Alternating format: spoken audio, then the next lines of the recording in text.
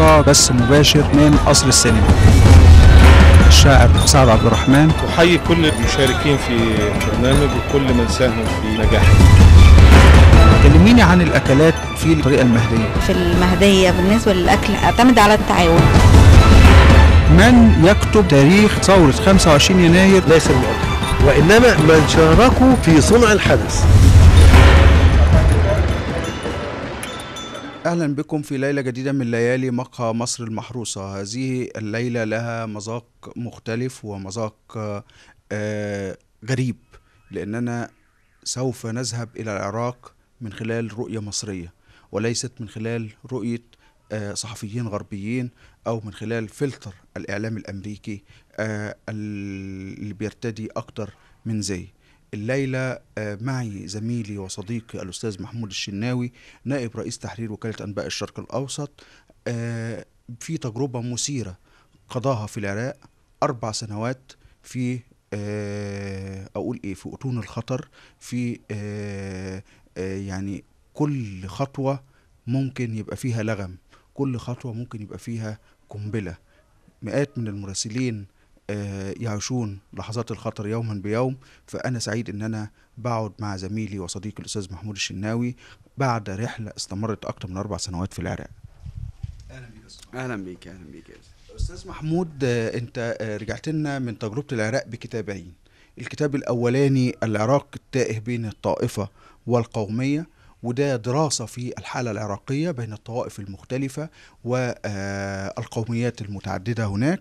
والكتاب الأكبر سنوات الجحيم، أول أوراق مراسل صحفي بالعراق.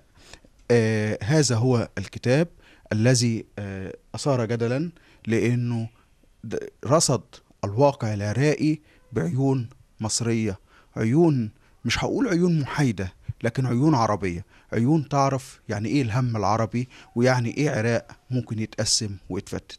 أستاذ محمود، ما تيجي نتكلم بقى عن هذه التجربة المثيرة، ازاي سافرت؟ وده طبعا كان في 2006. تفاصيل دخولك وكصحفي مصري، اعتقد كان فيه خطر كبير جدا في دخولك كصحفي مصري الى العراق. ما تيجي تحكي لنا التفاصيل؟ هو أصلا الدخول نفسه مش مسألة التواجد، هو الدخول نفسه كان مشكلة. يعني الوكالة هي المؤسسة الصحفية الوحيدة، وكالة أنباء الشرق الأوسط المؤسسة الصحفية المصرية الوحيدة التي تمتلك مكتب دائم في العراق منذ ستينيات القرن الماضي. ويتناوب على هذا المكتب مدير مصري وبعض المعاونين العراقيين المتواجدين هناك بشكل دائم كموظفين أو كصحفيين. أنا حقيقة كان لي تجربة سابقة في العراق في قبل الغزو الأمريكي، ولم تكتمل نظرا لظروف كثيرة جدا، واستمرت بضعة أشهر فقط. هي الفترة التي كان فيها المفتشون الدوليون يفتشون عن وهم الأسلحة النووية العراقية، ثم بعد ذلك الضربة الأمريكية التي قسمت ظهر العراق وقسمت ظهر الأمة العربية بشكل عام، وأعادت ترتيب موازين القوى في تلك المنطقة الخطيرة من العالم. التجربة الثانية حقيقة كان لها خصوصية غريبة ومريبة. عندما تم تكليفي بتلك المهمة، كنت أتصور أنها مهمة صحفية عادية، نحن نتابع الشأن العراقي كما نتابع غيره من الشؤون، ولكن التفاصيل كانت غائبة كثيرا عن الساحة الإعلامية، نظرا لأن من ينقل لديه الكثير من الحرص ألا يغوص في بحار من الأشواك وبحار من القنابل وبحار من الدماء أيضا يمكن أن يتعرض لها. أنا كنت أتوقع أن المسألة مجرد خطر من انفجار هنا أو رصاصة طائشة هناك أو محاولة اغتيال، وهذه أمور حقيقة يعني نحن كصحفيين لا نلقي لها الكثير من البال، وخاصة أنا كان لي تجربة سابقة في فلسطين كما تحدثنا في حلقة سابقة، وتعرضت للإصابة وتذوقت طعم الألم. أما العراق فكان موضوع آخر. عندما ذهبت إلى العراق طبعا لم يكن هناك طيران مباشر، وتوجهنا إلى عمان في مطار عمان تقدم أحد الشباب وقال يجب أن توقع على إقرار أنك في حالة رفض السلطات العراقية دخولك تتحمل تكاليف العودة. فقلت يعني تساءلت مندهشا ما الذي يعني هذا؟ يعني قلت له إيه اللي يخلي السلطات العراقية تمنع دخولي؟ أنا صحفي مصري ومدير مكتب وكالة أنباء رسمية بقى لها عشرات السنين في العراق. فقال لا، هذا إجراء يعني احترازي ليس له يعني ملوش أي أبعاد أو آثار، ده بس مجرد تكملة ورق. يعني أنا الحقيقة لم ألتفت كثيرا إلى هذا إلا عندما وصلت إلى مطار بغداد. أولا كانت الطائرة التي أنا عليها معظمها من جنود المارينز الذين يرتدون الزي المدني ولكن بأجسامهم الضخمة العميقة ومجلات الأجنبية التي يطالعونها وكذا. كان معي ربما يعني عدد أصابع اليد من العراقيين، جلس أحدهم بجانبي وعندما علم أنني صحفي توقف تماما عن الكلام. حاولت أن أعرف يعني قلت عادي، الراجل لا يريد الحديث، ما فيش مشكلة. عندما يبدأ المسألة متى؟ عندما تدخل الأجواء العراقية لا تسير الطائرة كما تعودنا في كل مطارات العالم أو الرحلات التي قمنا بها إلى أماكن أخرى. الطائرة تدور بشكل حلزوني في ممر، فأنا توقعت أن تكون الطائرة يعني تهبط هبوط اضطراري أو حصلت مشكلة ولكن الجميع كان صامتا. أنا الوحيد الذي كنت قلقا. قلت خلاص يعني اللي هيجري عليا هيجري على اللي هيجري على الناس هيجري عليا. عرفت بعد ذلك أن هذا ممر آمن لهبوط الطائرات تفاديا لقذائف أو صواريخ. فيعني أيضا قلت هذا أمر عادي، نحن في منطقة خطر وليس هناك مشكلة. دخلت إلى المطار تقريبا فارغ تماما، كان لا ركاب ولا غيره إلا الطائرة التي كنا نحن عليها. فوجدت العراقيين وغير العراقيين، فوقفت في طابور غير العراقيين، كنت أنا الوحيد. شكل مميز يعني، هؤلاء جثث ضخمة ومنازل الأمريكي، منازل بقى الأمريكي. وأنا الوحيد الذي أقف وملامحي يعني عربية صرف، يعني ما فيهاش كلام يعني. فتقدم إلي أحد الضباط العراقيين وقال أخي أنت أمريكي ولا مصري ولا عربي؟ قلت له لا ده أنا مصري. يعني بفخر شديد كده. فالراجل الحقيقة نظر إليها بالدهاش وقال لي إيش جابك هنا؟ يعني أنت اللي جابك هنا؟ قلت له إيه المقابلة اللي ما يعلم بها إلا ربنا؟ يعني قلت له إيه المقابلة دي يا أخي؟ قلت له الحمد لله على السلامة وأهلا وسهلا. كل هذا أنا أتخيل أن ما يجري في الخارج هو أمور عادية، يعني مشاكل، بعض المشاكل، تفجيرات، ما إلى ذلك. لم أكن أعلم ما الذي يدور يعني. فالراجل قال تعالى أعطيني الجواز. أعطيته جواز السفر، الباسبور. قلت له أنا جايب. قال لي شلون، إزاي وصلت هنا؟ شلون وصلت هنا؟ قلت له خدت فيزا من السفارة وركبت الطيارة وجيت. فقال تعالى. فحسيت بمشكلة، يعني ايه المشكلة؟ انا مش فاهم ايه الحكاية. دخلني على مكتب احد الناس، شخص كده تبدو عليه الهيبة قال لي بص في الجواز، فقال لي وين فلقيت وريته الفيزا، كانت فيزا ختمة ما كانتش ستيكر كالعادة. قال لي مين اللي اعطاك دي؟ قلت له السفارة. قال السفارة غير مخولة انها تعطي فيز اصلا. قلت له الله، امال لازم اروح واشنطن عشان اخد يعني الفيزا. قلت له لما اجي عندكم. قال لا المفروض تاخد موافقه من وزاره الداخليه هنا قبل. قلت له طب ازاي هاجي اخد الموافقه ازاي يعني؟ ففكرته بيهرج يعني. قلت يمكن عشان مصري وما يحبوا المصريين العراقيين معروفين. فقلت الراجل بيهرج يعني فقعدت اضحك. قال انت شنو اللي يضحكك يابا؟ انت يعني انت فكرني بتريق عليه. فبدا وشه يتجهم. قلت له ابدا انا بفكرك انت بتهزر معايا يعني. قال له انا اعرفك عشان اهزر معاك. طبعا بالكلام العراقي، انا كنت اعرف اللهجه العراقيه بس عشان المشاهدين شويه اللهجه العراقيه صعبه يعني. فقلت له طب امال ايه؟ قال لا يعني قال لك ازاي يعني؟ قال يابا السفاره غير مخوله تنتيك فيزا. انت جابك علينا؟ انت يعني ايه اللي جابك عن؟ قلت له يا اخي انا مدير مكتب وكاله انباء الشرق الاوسط. قال لي يابا شنو هذا وكاله انباء الشرق الاوسط؟ شنو هذا؟ نحن ما ندري ثم انه اصلا ممنوع دخول المواطنين العرب. المواطنين العرب ممنوعين. قلت له يابا شلون ممنوع؟ ازاي ممنوع؟ في بلد عربي ولا في بلد اجنبي؟ قلت طبعا انا مش متخيل الموقف يعني. قلت له طب يعني الحل ايه بقى؟ قال يابا ترجع على نفس الطياره. تذكرت. قلت له قلت له يابا ما يصير، انت كده تدمر مستقبلي وهم يظنون ان انا خايف وما احب اجي. قال لي يابا يا مستقبل يا بطيخ، مستقبل له موت. قلت له لا عادي، يعني موت ايه، ما العمر بيد الله. ما احنا ميتين هناك. قلت له العمر بيد الله. المهم قعدت اتوسل بالراجل، الراجل فكرني مجنون. قال لي يابا انا والله يعني ما ادريش اقول لك، انت مخبل، انت كل شيء ما تفتهم، يعني انت مجنون مش فاهم حاجه، تتوسل بيا عشان تدخل بغداد. فالراجل يعني مستغرب ازاي انا بتوسل بيه عشان قلت له يا اخي انا ما زلت شاب كما ترى وقدامي مستقبل وعايز احقق ذاتي. الراجل ينظر لي ويضحك. قال لي يابا يا مستقبل ولا اخره؟ قال لي تدري وين رايح انت؟ قلت له ايوه انا رايح بغداد محله 102 مع شارع السعد. قال لي يابا انا ما اسالك على العنوان، هو ده العنوان بتاع مكتب الوكاله. قال لي يابا انا ما اسالك عن عنوان. قال لي انت تدري وين رايح؟ انت رايح للموت برجليك. قلت له يابا خليها على الله وبتاع. قال لي يابا والله انا مستغرب، يعني ازاي انت تتوسل بيا تدخل بغداد؟ قلت له الله يكرمك، انت راجل طيب شكلك ودخلني. قال لي يابا والله انا ادخلك على مسؤوليتي، بس انا مشفق فعلا عليك، انت واضح ان انت مش فاهم حاجه يعني. قلت له يا اخي ازاي، ده انا صحفي ومتابع. قال لي يابا صحفي وقاري وعالم ومطلع. يابا اللي تكتبونه شيء واللي على الارض شيء تاني. قلت له طب خليني اشوف الشيء التاني ده، وبعدين هي خلاص يمكن ربنا كاتب لي موت هنا، انتهت المساله. المهم الراجل تعاطف معايا بشكل او باخر، قال والله انا عامل اللي عليا وانت وربك بقى. هي مشهوره هناك عندهم كلمه انت وربك دي. نادى على احد الموظفين هناك، وهو الموظف موظف وبعد الظهر بياخد سيارته لو في راكب ساكن في منطقه قريبه منه بياخده يوصله كنوع من زياده الدخل. كان اسمه ابو محمد. ابو محمد تعال، الولد صحفي مصري ويريد يروح شارع السعدون.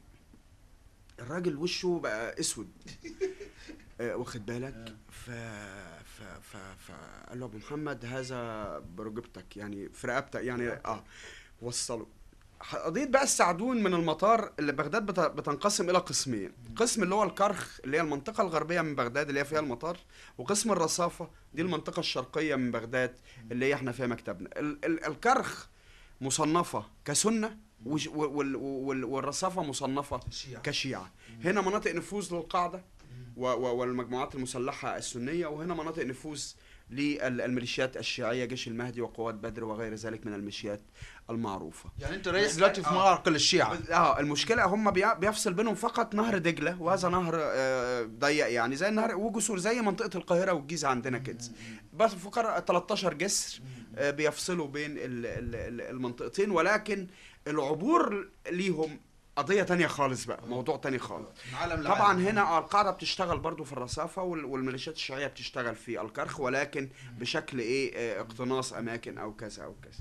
انا طبعا مش فاهم المسائل دي كلها لان فالراجل طبعا وشه قال له شلون سيدي؟ قال له هذا برقبتك، توصله، اول ما توصله خبرني، كلمني قول لي انه وصل.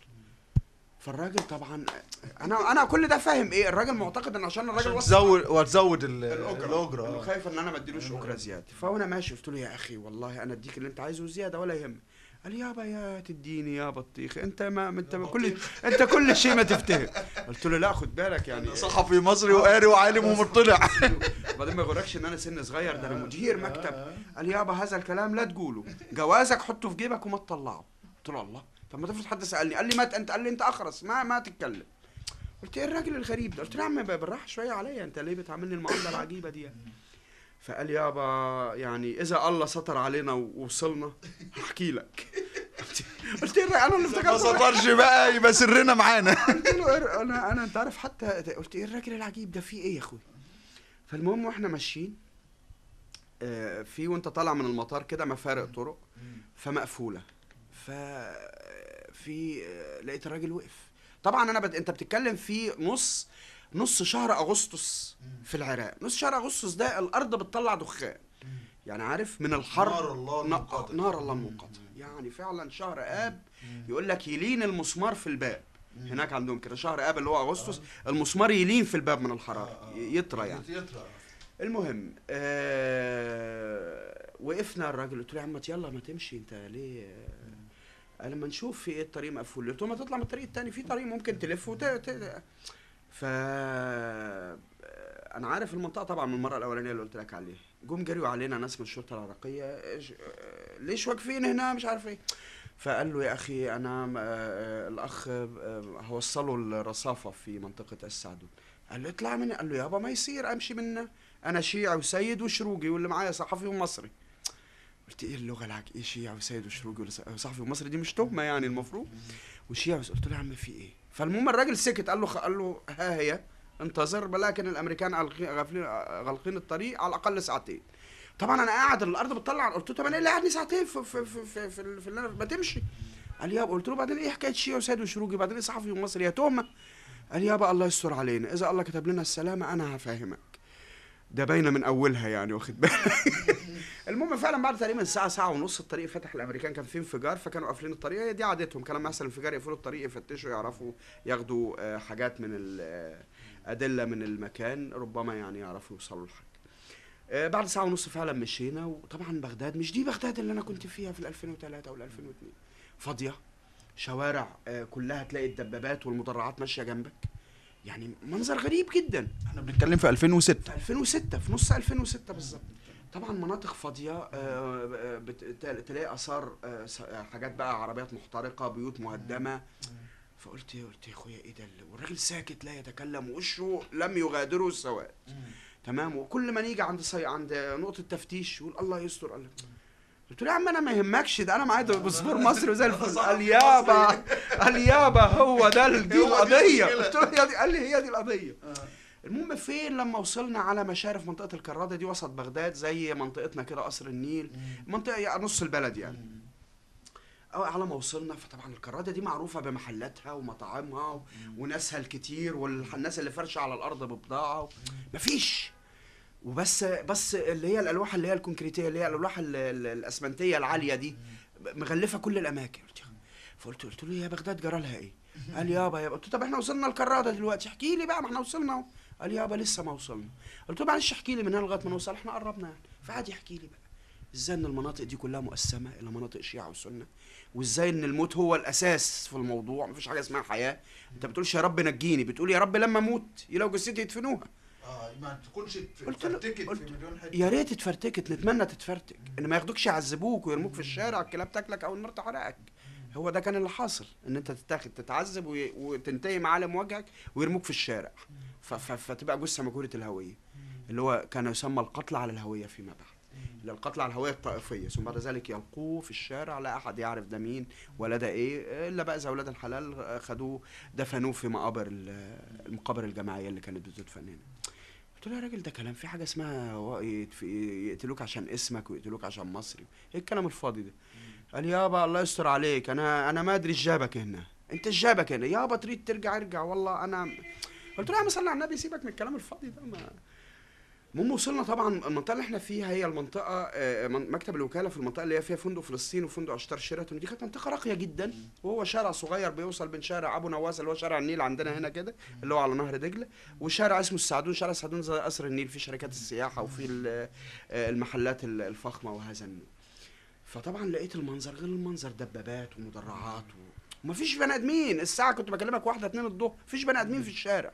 قلت راحوا فين؟ قلت له فين سكان بغداد؟ قال لي يابا انت وصلت، هذا هو محل 102 وهذا شارع خلف الميريديان، انزل وانت تعرف بنفسك. بس يا اخي والله لا قال لي يا اخي والله لو تقدر ترجع والله انا اقول لك ارجع. قلت له يا عم خلاص وصلنا بقى الحمد لله، اتكل انت تعالى اتغدى معايا وبتاع.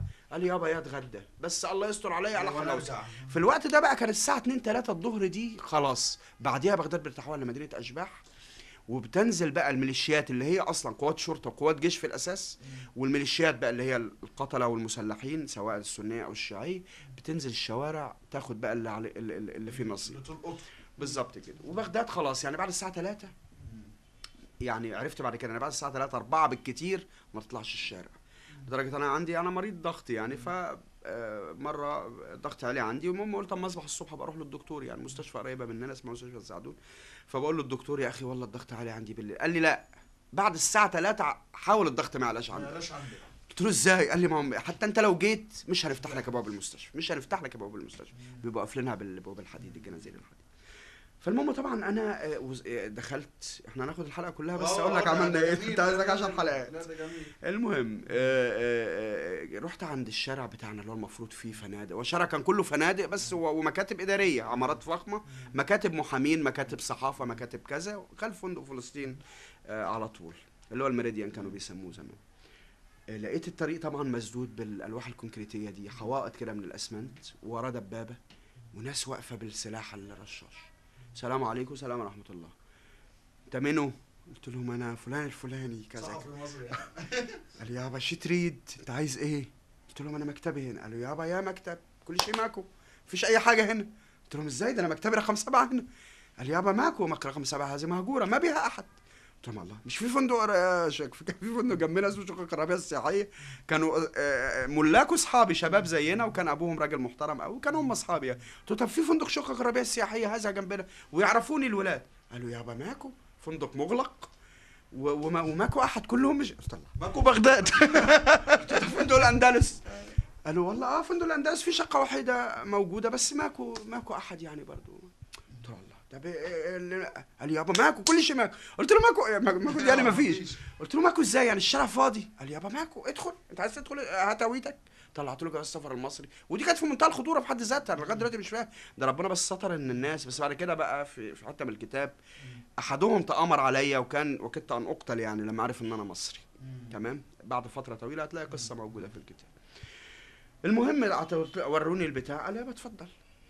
دخلت فعلا كل شيء ماكو، لا بني ادمين ولا المكتب بتاعك. ما ايه ما انا ده جاي لك، ما انا جاي لك اهو بقى. دخلت بقى على العماره، دخلت فعلا لقيت شقق الربيع السياحيه، ده فندق هناك معروف جدا ورا فندق فلسطين على طول، مغلق على جنزير. دخلت العماره بتاعتنا ما فيها بني ادم بس تراب، فار طالع وقطه بتجري وراه، ما فيش غير كده، وحمام بيطير بيدخل عشان يبات يعني بقى في وريحه طبعا مكان مهجور طبعا. الله فين المكتب؟ انا كان فاكر المكتب كويس يعني.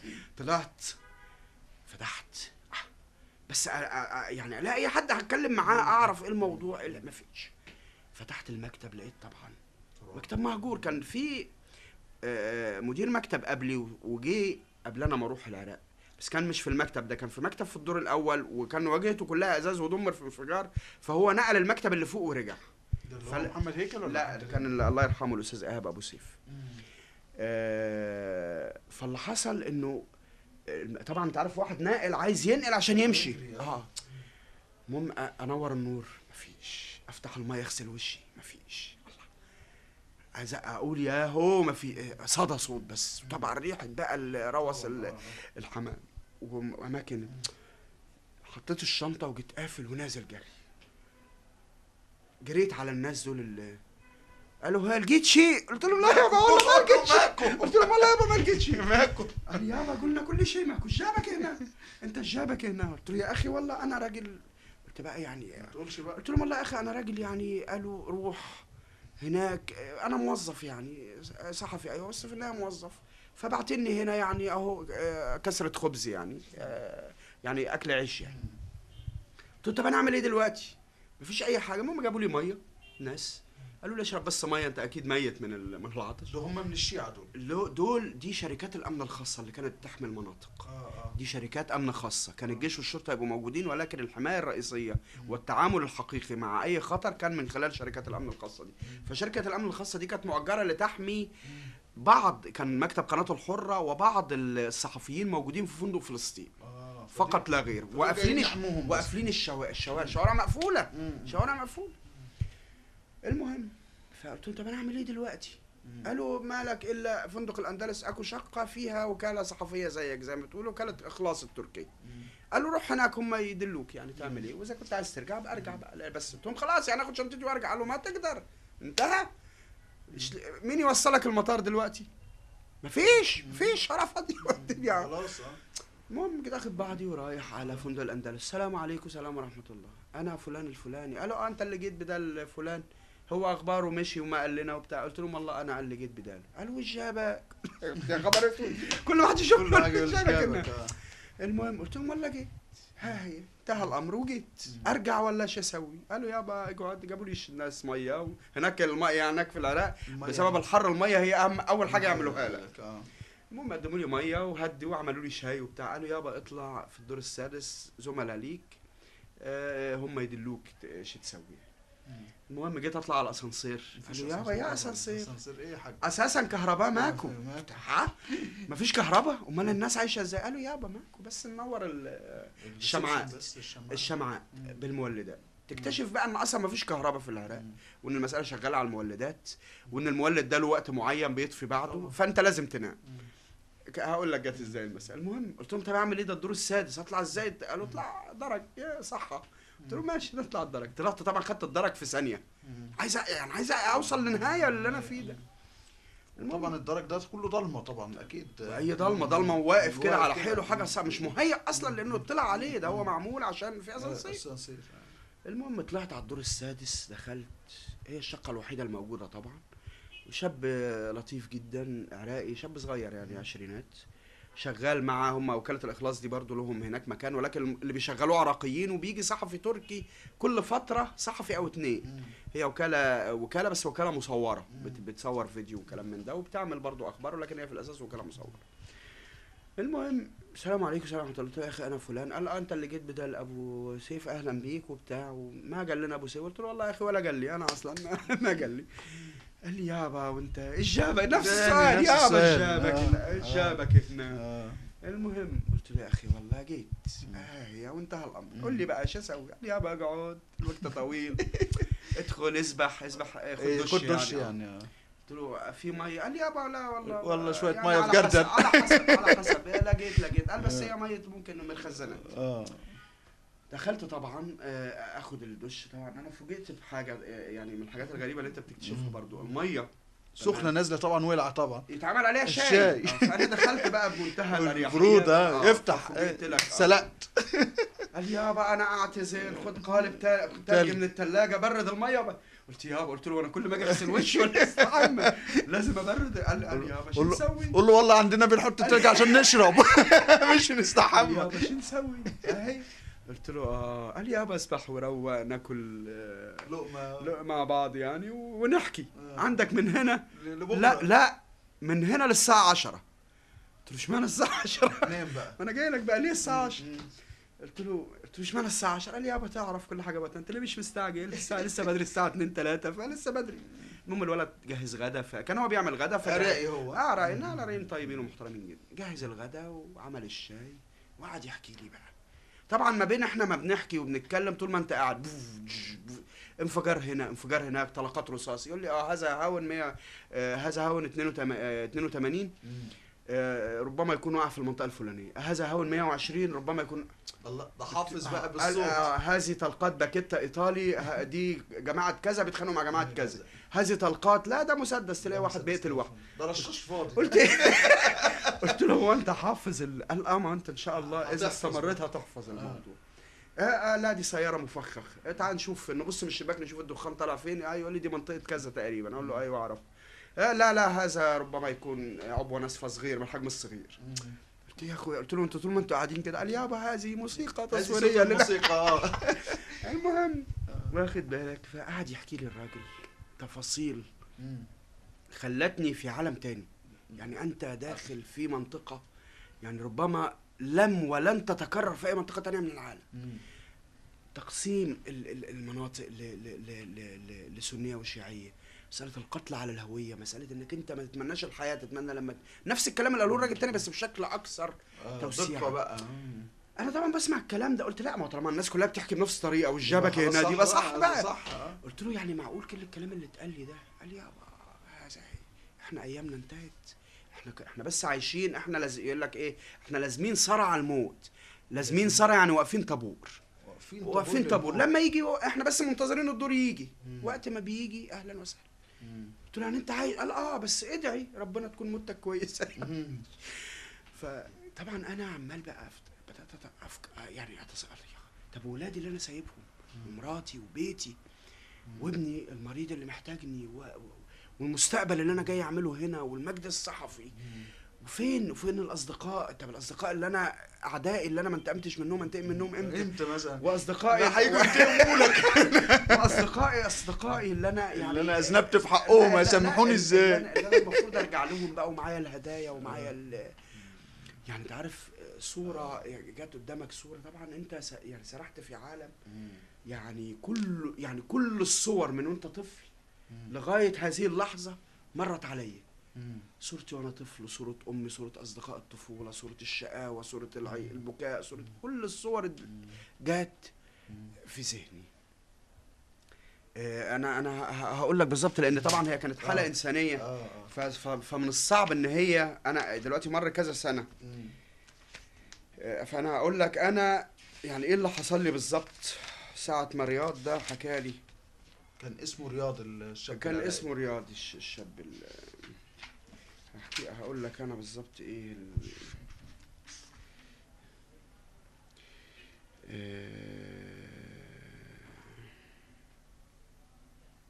شوف يا سيدي،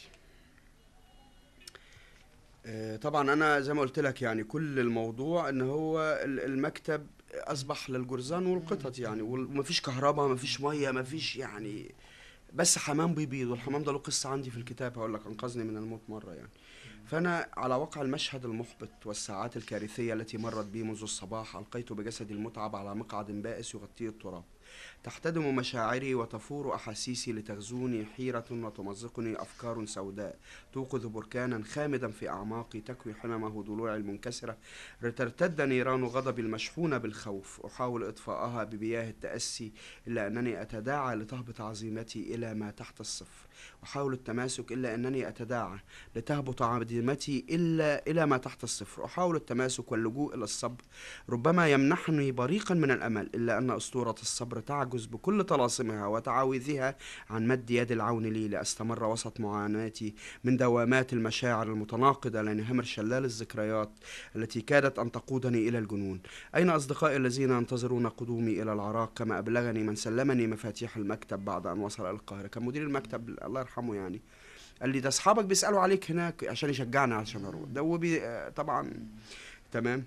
أين الإمكانيات المتوفرة في المقر الجديد الذي لا كهرباء فيه ولا ماء؟ أين ذهب الناس الذين كانوا يشغلون الشارع بفنادقه ومقراته وشركاته؟ أين أذهب ولمن ألجأ؟ فلا أصدقاء ولا شركاء ولا طريقة للعودة بعد أن اقترب الوقت من الساعة 2 ظهرا، وهو وقت لا يجرؤ كائن من كان على التحرك فيه في تلك الأيام العصيبة التي كانت فيها الشوارع مرتعا لفرق الموت وعصابات القتل والاختطاف. شعرت بسقوط مروع على صخرة واقع أشد ألما من أسوأ الكوابيس. تناثرت أحلامي في المجد الصحفي ورد الاعتبار والانتصار إلى قطرات ضائعة بعد أن اصطدمت بأرض الواقع والحقيقة المريرة التي أخفاها عني من قادني إلى هنا حتى يعود سالما إلى مرافق الأمن. يعني احنا هننشر فصول بعد إذنك من الكتاب. الكتاب يعني عارف كانت يعني عارف يعني لا بس انت عندك قدرة على السرد والحكاية الحكي. انا المشاعر لما بتتكتب في وقتها. انا بقى المكسب الوحيد اللي كسبته من هذه الرحلة ان انا ما فوتش اي لحظة من دي دون ان اسجل مشاعري وقتها، لان مهما حاولت وبلغت من قدرة على التصنيف اللغوي وقدرة على السرد والصورة المبهرة، لن تتمكن أبدا من تصوير اللحظة، وخاصة إذا كانت لحظات بالطريقة اللي أنا بحكيها لك. لا يمكن تقدر تتصور. المهم تفتكر أكلك إيه؟ لا تفتكر أكلك إيه؟ الراجل وقتها أكلني الحقيقة حاجة اسمها مخلمة. مخلمة دي عبارة عن لحمة مفرومة بالبيض، واخد بالك؟ يعني العراقيين أكلهم كله لحمة. العراقيين أكلهم كله لحمة، واخد بالك؟ لأنه هو ما كانش مستعد إن أنا أجي طبعا. هو كان الأكل بتاعه العادي. هو يعني يكفي إن هو اقتسمته من لا طبعا بالظبط. هو الراجل طبعا كان هو عراقي. هو شاب صغير. بالظبط، شاب صغير كان بيشتغل مصور معاهم. حقيقة الراجل كان طبعا يعني كنت أنا أبكي يعني طب إيه ده؟ يعني عارف انت المشكله، انت لما تكون رايح على كارثه وانت عارف يعني على الاقل بتتصور تفاصيلها، انما انت رايح مراسل لوكاله انباء الشرق الاوسط في هذا المكان وما يعني ذلك من مكاسب ماديه ومعنويه وما الى ذلك. تفاجئ ان انت رايح الى قبر مفتوح يستوعب الجميع، لا يموت فيه كل من يدخله، ولكن ينتظر لحظه ان ياتي عليه الدور. هذا كان هو العراق في هذا الوقت. فتخيل انت وبعدين لا كهرباء ولا انترنت ولا ميه. طب هتشتغل ازاي على الاقل؟ هتشتغل ازاي؟ ولا تليفونات، مفيش تليفونات ارضي يعني، ما كانش ازاي الشغل هتشتغل ازاي وهتجمع مصادر ازاي وتعمل يعني كارثه من كله، مش بس الكارثه الانسانيه، الكارثه المهنيه. طب انت هتشتغل ازاي؟ واخد بالك؟ بعد كده بدات بقى طبعا الليله دي الله وحده يعلم كيف مرت عليا. اطول ليله في التاريخ. اطول ليله. عرفت لك بقى ليه الساعه 10. الساعه 10 المولد بيبطل، فالكهرباء بتقطع، اللي هي اللمض والتلفزيون. فلازم تنام. لقيت الولد الساعه 10 الا 5 غطى في نوم عميق، ولم اسمع الا صوت يعني انفاسه العاليه. تمام. قلت يا خبر ايه ده الواد نام من نفسه كده. بعد 5 دقايق المولد طفى والكهرباء طفت، ففهمت كان ليه الساعه 10. كان بيقول لي قدامك من هنا للساعه 10 نحكي. تمام. فبدات ترد عليه بصوت ايضا لا بدات ارد عليه بصوت خوف طبعا. بعدين حصل مشهد انا الحقيقه لن انساه ابدا. خرجت الى يعني من الاخطاء اللي انا عملتها، خرجت الى البلكونه هبص، وجاءتني الصدمه في المشاعر. يعني عارف كان بحر من السواد مع اصوات يعني جت في ودني، كل اللي حكاهولي اصوات صراخ اللي بيتعذبوا، واصوات اللي بيموتوا، واصوات الاهات، واصوات اهاليهم، ريحه اللحم المشوي البشري اللي بيتشوي من التفجيرات جت في مناخيري. واللي زود الوطأة ان انا شفت يعني، او اللي خففها وقتها بس زودها فيما بعد، شفت حاجه كده زي البلبل بيضه بتعمل حاجه قريبه من صوت البلبل بس مش بلبل. قلت يمكن جرى له حاجه من اللي بيحصل يعني. اكتشف ان ده مش بلبل، ان دي بومه بيضه. انا اول مره اعرف ان في بومه بيضه في الدنيا. بس بتعمل يعني، شوف حتى الخداع، شوف حتى يعني خلوا البومه السوداء خلوها بيضه يعني واخد بالك. فطبعا مرت عليا الليله وانا اتقلب على فراش، فعلا انت شعرت ان تحتي نار، شوك في نار، مش قادر يعني. طب هتعمل ايه يعني؟ انت هتحل ايه ولا ايه يعني؟ انت خليك سيبك من الشغل دلوقتي، الكهرباء دي هتعمل فيها ايه؟ وازاي انت تقدر تتحمل درجه حراره تتجاوز ال50 بدون كهرباء؟ ازاي انت كل ما تعوز تغسل وشك تجيب حته التلج وتحطها في الميه يعني. اصلا التلج هيجي ازاي؟ لا التلج بيتباع. ما هو التلج بيتباع في الشارع. تمام. هي من المهن اللي كانت مربحه جدا اللي هي بيع الواح التلج. حتى اذكر حاجه لطيفه قوي حصلت مع بائع التلج وانا رايح اشتري، فبقول له اديني ربع، بتقول له اديني ربع تلج. تمام. فبيديك ربع تلج. فبقول له بعد ما اتصاحبنا بعد فتره من الوقت، كان جنبينا على طول، فبعد فتره من الوقت بقينا اصحاب والف شكلي والفت شكله يعني. بقول له اخي يعني انتوا وضعكم ده غريب قوي. قال لي انت شلون استاذ تشوف يعني شلون يتحل؟ قلت له بصراحه ليس لها من دون الله كاشف. قال لي يابا الله عوفو وخلينا احنا طول ما احنا بنقسم لوح التلج 5/4 عمر الله ما يحل قضيتنا. فهمت الكلمه؟ عمر الله ما يحل طول ما احنا بنقسم لوح التلج 5/4 المفروض 4/4 وبقول لك ده ربع. فقال لي طول ما احنا بنحل لوح التلج 5/4 عمر الله ما يحل قضيتنا. يعني مننا وبينا. طبعا يعني بنغش بعضنا يعني. المعنى العميق. بالك. تاني يوم بقى بدأنا بقى، قلت يعني صباح يعني اول ما شاء النور والناس بدأت الرياض بدأ يصحى وبدأت المسائل. فكان في اللي انقذني، شوف برضه عشان نفرق ما بين الشيعي المذهبي والشيعي الصفوي السياسي. كان عندنا في المكتب موظف من سنة 89 شيعي عربي يعني نموذج للأخلاق الحميدة والكريمة هذا الرجل كان يأتي من مدينة الصدر، يقيم في مدينة الصدر، ويأتي إلى مدينة الصدر يا معقل جيش المهدي، وكان يمر على يعني كماء موت لا تعد ولا تحصى حتى يصل المكتب، ولكن كان يصل الساعة 8 والساعة 11 ما يقعدش، أو 12 بالكتير عشان يلحق يوصل، عشان ما يحصلوش البلاوي اللي بتحصل دي يعني. فعرفت ان ابو حيدر اكيد هيجي يعني، لان الراجل قال لي انا هستناك. هو طبعا قعد يستنى لغايه 11 ما كنتش انا جيت فمشي. فابو حيدر ده حل لي 90% من المشكلات، عرفني ازاي اجيب خط تليفون وازاي اعمل. طب هو في الاول كان بيقعد فين بقى اذا كان المكتب بتاعكم مقفول؟ هو ما كانش بيجي بعد ما نقلوا بالمكتب الجديد، ما كانش بيجي. تمام. قال لي انا هستناك، واخد بالك. وبعدين هو لما بيجي ما بيحتاجش اي حاجه، هو متعود على الحياه ديت. انا بس عشان الصدمه، انما هو متعود. التراب موجود، القاذورات موجوده. كان بيجي في نفس المكان اللي انت قلت عليه؟ كان بيجي في المكان الاول. لما نقلوا المكتب الجديد خلاص وما فيش مدير موجود، فما كانش طبعا المكتب كان تقلص، كان فيه صحفيين وفي المكتب الجديد بقى بعيد عن المكان ده. لا هو في نفسه بس في الطابق الثالث. الطابق الثالث يعني. بس كان المكتب القديم كان طبعا يدل على الفخامه، لانه كان دور اخد دور في العماره، 4 شقق مفتوحين على بعض. المكتب الجديد شقه قد كده عشان توفيرا للكهرباء وتوفيرا والايجار في نفس الوقت يعني. بدات ازاي اتعامل مع الواقع وازاي كذا، وربنا اكرمني باتنين، هو ابو حيدر هذا الموظف البسيط اللي عندنا، وكان يستطيع ان يبيعني وياخذ عشرات الالاف من الدولارات بالمناسبه. يعني كان لنا ثمن صحفي ومصري وسني وتبقى قضيه سياسيه، كان ممكن يبيعني بسهوله، ولكن الراجل طبعا الاخلاق والنخوه منعته طبعا انه يعمل، لان كان بيع البشر كانوا يسموه هناك علس. العلس ده ان انا اخد يسري اسلمه للناس بطريقه ما، او اقول لهم خط سيره عشان هم يقدروا ياخدوه، وبعد كده يساوموا عليه بفديه، بموقف سياسي، بكذا. فكان من السهل جدا بيع الاغراب، وخاصه اذا كان غريب لا يعلم اي شيء زي حالاتي كده يعني. فالحقيقه ابو حيدر هذا ساعدني، وكان يوجد شاب سني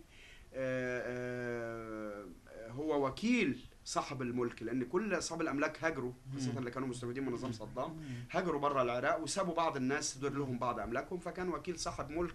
العماره دي كانت ملك احد الاشخاص كان نائب رئيس غرفه تجاره بغداد، شخصيه معروفه جدا، وكان له مصانع وشركات وكذا، فكانت دي هذه من ضمن املاكه. بمناسبه بيع البشر، انت فاكر طبعا كان السفير المصري اللي كان في العراق. السفير المصري حقيقه حددته كبيره جدا. السفير المصري كان من المطلوب الا يكون هناك اي دور غير دورين فقط، الدور الامريكي ومن وراءه اسرائيل، والدور الايراني فقط، هما اللذان كان مطلوب ان يكون لهما دور داخل العراق. اما دور مصري، دور عربي، دور اي دور، كان غير مطلوب. حقيقه رحمه الله السفير ايهاب الشريف كان رجل يعمل باخلاص. انا التقيته على فكره في مهمتي الاولى في فلسطين، كان هو كان اعتقد نائب السفير او حاجه كده، والتقيته شاب شخصيه رحمه الله، كان شخص مثقف جدا ومهذب جدا، وتناولت معه الغداء حقيقه في احد الاماكن في فلسطين، في يعني للاسف اللي هي هو طبعا في تل ابيب يعني. انما هو يعني المهم هذا الرجل انا كنت اعرفه جدا، وكان راجل مثقف وله كتب، والرجل اراد ان يقوم بدوره كما ينبغي ان يكون في منطقه لا ينبغي القيام بها بهذا الدور، القيام فيها بهذا الدور. فبدا الاتصال بالمجموعات المسلحه، وبدا الاتصال بالكتل السياسيه، وبدا ان يقوم بدوره كمصر دوله عظمى، قوه اقليميه عظمى. لم يكن مطلوب طبعا هذا، وكان جرى اختطافه وملابسات موته. حقيقة أنا دي ربما أفرد لها كتاب فيما بعد، لأن عندي الكثير من التفاصيل عنها، وكيف تم اختطافه وأين جثته الآن. وحقيقة السلطات المصرية متقاعسة تماما في هذا الأمر، يجب أن نؤكد على ذلك، ويجب أن تقول ذلك، متقاعسة تماما عن تواجد في العراق. وأنا في أحد الفصول هنا، الكتاب مقسم طبعا الى عده فصول، من ضمنها هو كتاب جزئين لهذا حجمه كبير 705 صفحات. الجزء الاول هو اسمه حافه المذبحه، الدخول الى المذبحه، تلك التفاصيل التي ارويها لك، وقائع ايام المذبحه، تفاصيل بقى كل تفاصيل الرعب اللي شفتها، وكل حكايات الخوف والقهر والقتل والسعاده في نفس الوقت. ثم بعد ذلك صحفيون داخل المذبحه، مصريون داخل المذبحه، الواقفون على حافه المذبحه، ومنهم مصر كانت لم تدخل الى غمار المذبحه، بل اكتفت بالوقوف كمتفرجه، وهذا لا يتوافق ابدا مع دور مصري. هناك السفير الرجل الحقيقه رجل مهذب ومحترم، ولكن الحقيقه لا يقوم بدوره، ربما لانه مطلوب منه ذلك. السفير الحالي الموجود دلوقتي كان ايهاب الشريف يريد ان يلعب هذا الدور، ولهذا تم تغييبه حتى لا يكون هناك اي دور لمصر او لاي دوله اخرى تفكر في وليس هو وحده طبعا، احد اعضاء البعثه الدبلوماسيه في الامارات، واعتقد سفير الجزائر او المغرب جرى له نفس الحاله، كان يخطف لتم المساومه على مال او موقف سياسي، وكان يقتل في نهايه الامر كما جرى مع رحمه الله ايهاب الشريف. اما الصحفي اي شخص كان معرض للخطف هنا.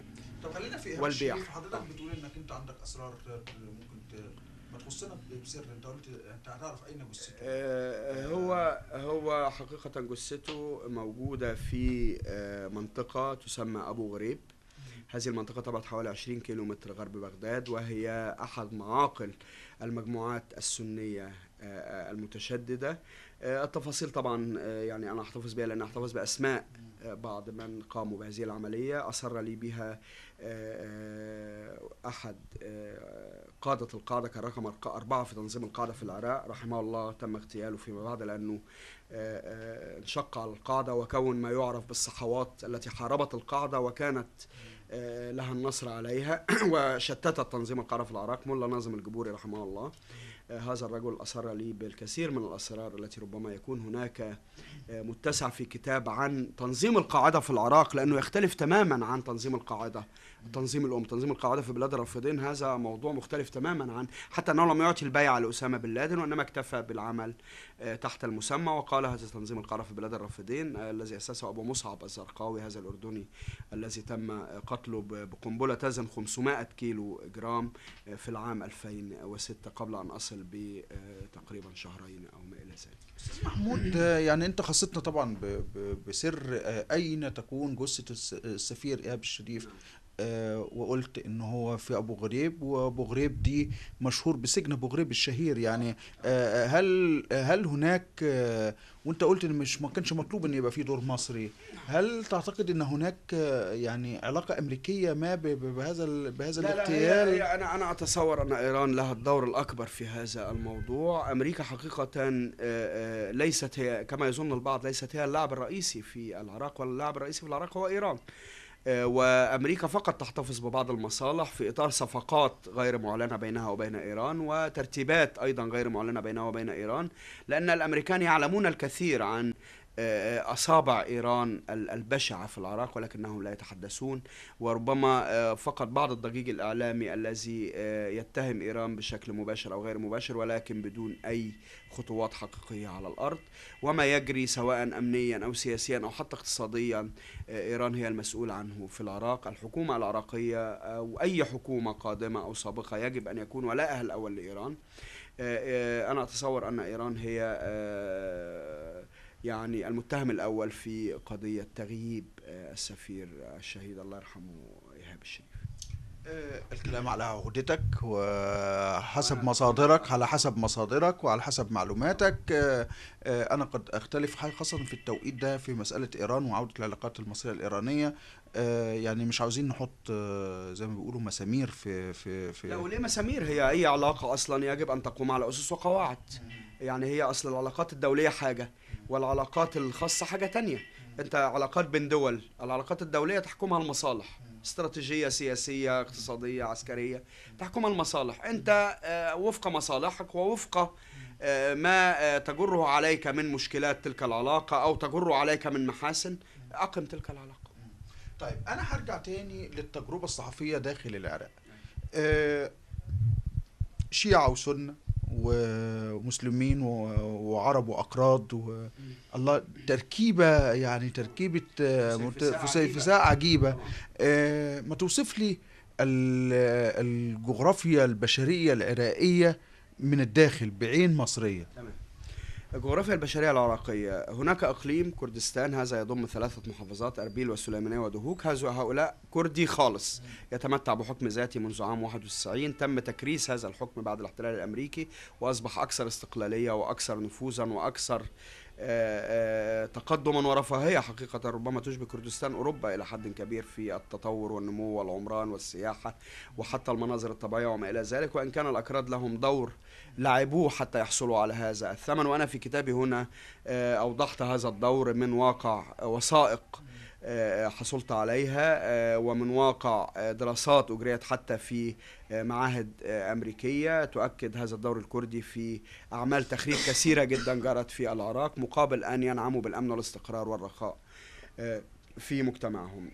ننزل من محافظات إقليم كردستان. أول محافظة هتقابلك كركوك، هي أم المشاكل في العراق، لأن كركوك يطالب بها الأكراد باعتبارها أصلا عاصمتهم، لأنها تعطيهم البعد الاقتصادي، لأن كركوك هذه تعوم على بحر من النفط، ليس فيها بترول، تعوم على بحر من النفط، يعني فرق كبير. ويطالب بها الأكراد، وتم تخصيص مادة ليها في الدستور العراقي، المادة رقم 140، إعادة تطبيع الأوضاع في كركوك وإجراء استفتاء عن عودتها للأكراد أو بقاء تحت ولاية الحكومة المركزية في بغداد. وكركوك حقيقة هي عراق مصغر، فيها الأكراد والتركمان والسنة والشيعة والمسيحيين بكل طوائفهم، فيها الأيزيديين، فيها الشبك، فيها كل المقاومات العرقية التي تتشكل منها النسيج العراقي. وهي حالة خاصة ربما تحتاج هي حلقة لوحدها لشرح طبيعتها وخصائصها. تنزل بعد كده عندك قصاد كركوك بتلاقي نينوى، اللي هي عاصمتها الموصل، اللي دي أم الربيعين كما يسموها، من أجمل بلاد العالم في المناخ وفي الطبيعة وفي البشر حتى، وتتمتع برضو وجود أعراق كتيرة جدا فيها، أهمهم الشبك والأيزيديين، ويغلب عليها السنة، فيها شيعة ولكن قليلين، فيها تركمان. جنبها من هنا بصلاح الدين. صلاح الدين دي اللي هي مسقط رأس صدام حسين اللي عاصمتها تكريت، دي أعتقد 95% منها سنة. بتنتمي لمجموعة من العشائر هم المتحكمين في المجتمع العراقي. مجتمع عشائري قبلي كله، يعني تحكمه العشيرة أكتر ما تحكمه الدولة. بعد ذلك بتروح على محافظة ديالى. ديالى دي يعني حتى الآن عصية على الحركة فيها، لأن هي من البلاد المنتهية أمنيا حتى الآن، رغم حالة الاستقرار النسبي الموجود. هذه المحافظة يمكن الوحيدة التي لم تنعم باستقرار على مدى اللي كان فيها معسكر مجاهدي خلق. وأنا بالمناسبة أول صحفي عربي يقيم في هذا المعسكر ويكتب عنه وتفاصيله من الداخل، لن تجده في أي مكان آخر. وعايشت الناس وعرفت طباعهم وشكلهم، اللي هم المعارضة الإيرانية الرئيسية اللي هم مجاهدي خلق. فيها كل التنظيمات المسلحة تقريبا التي تعمل في العراق موجودة في ديالى، من أقصى يمين الشيعة إلى أقصى يسارهم، من أقصى يمين السنة إلى أقصى يسارهم. إذا انتقلت بعد ذلك للعاصمة بغداد، طبعا هي العاصمة وفيها كل شيء، وهي إذا جرى تقسيم العراق فسوف تكون المشكلة الأكبر بغداد، لأن هي العاصمة وفيها كل المكونات العراقية. تتجه بقى غربا، هناك عندك محافظة الأنبار، هي أكبر محافظة في العراق، وهي محافظة سنية خالصة، وهي قائدة التي تقود الآن حركة الانتفاضة ضد الحكم الشيعي، حكم نوري المالكي الموجود حاليا. ثم بعد ذلك بقى بغداد وانت نازل، ده الجنوب تغلب عليه الشيعة، يمكن 90% منه شيعة، بيتنوعوا بين عشائر مختلفة، وربما يكون بعض الأقليات موجودة، خاصة السابقة، لأن هي كانوا هم تواجدهم أصلا عند المياه، هم يقدسون المياه وتواجدهم عند المياه، ولكن عددهم قل طبعا جدا بسبب لأن حصلت عملية تصفية عرقية شديدة جدا لكثير من مكونات المسيحيين والسابقة والأزيديين. ربما كانوا أكثر القوميات التي تم إعمال القتل فيها لتصفيتهم أو إجبارهم على الخروج من العراق. هذه امتى؟ في الفترة اللي هي فترة الفتنة الطائفية. كان موسم أنا مسميه موسم القتل، موسم سيدي ذبح، أنا كنت مسميه كده هناك، موسم كان أي حد بيتذبح هناك، مفيش مشكلة. هي دي الجغرافيا البشرية. وأنا بس أريد أن أؤكد على شيء، أن مسألة الشيعة والسنة والأكراد والعرب، ربما يكون الأكراد لديهم قومية ولديهم حلم في إمبراطورية أو دولة على الأقل كردية تضم شتات الأكراد في العالم، ولكن السنة والشيعة تعايشوا على مدى عشرات وربما مئات السنين. المذهب ليس بالطبيعة هو الأساس، إلا غلاة الشيعة وغلاة السنة حقيقة.